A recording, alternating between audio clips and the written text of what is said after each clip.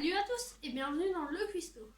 Aujourd'hui, on va commencer une série de petites recettes flamandes. Et pour commencer ça, je vous propose un petit jeu concours pour gagner un livre réalisé par Iserouk, une petite association dans les Flandres, un livre de cuisine de recettes flamandes.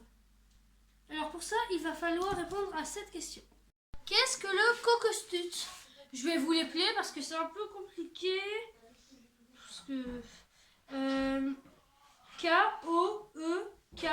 Kokestuten. Mettez-moi votre réponse en commentaire et je trierai toutes les bonnes réponses, je tirerai au sort et je vous annoncerai le vainqueur dans mes prochaines vidéos. Et pour m'aider à réaliser cette recette, qui est d'ailleurs dans le petit livre, deux personnes vont m'assister pour cette recette. Voilà. Allez, c'est parti! Pour commencer, on va préparer le sirop qu'on va mettre dans les gaufres. On va mettre dans un bol, au bain-marie, une noix de beurre, 300 g de sucre glace et un petit verre de rhum. En fait, je me suis trompée, c'est pas un petit verre, pardon, j'ai mal lu la recette, c'est une cuillère à soupe. Et donc, on met ça dans un bain-marie.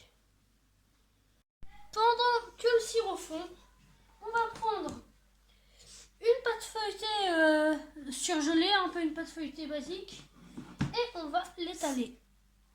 Alors les gaufres traditionnelles flamandes, elles sont en forme de losange. Du coup, moi j'utilise un patron spécialement pour faire des gaufres flamandes. On va le poser comme ça, et on va découper en suivant la trace du patron. On enlève le surplus de pâte et on va faire pareil dans l'autre sens.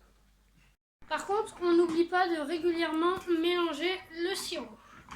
Pendant ce temps-là, on met à chauffer un gaufrier et ça doit être des plaques à grosses gaufres. Avant, on utilisait en Flandre, on utilisait un gaufrier comme ça. Si vous en avez qu'il est toujours en état de marche, ça m'étonnerait, vous pouvez l'utiliser. Bon, sinon, on prend un gaufrier électrique basique. Et quand c'est bien cuit, le sirop, enfin c'est plus une crème, ça doit donner ça.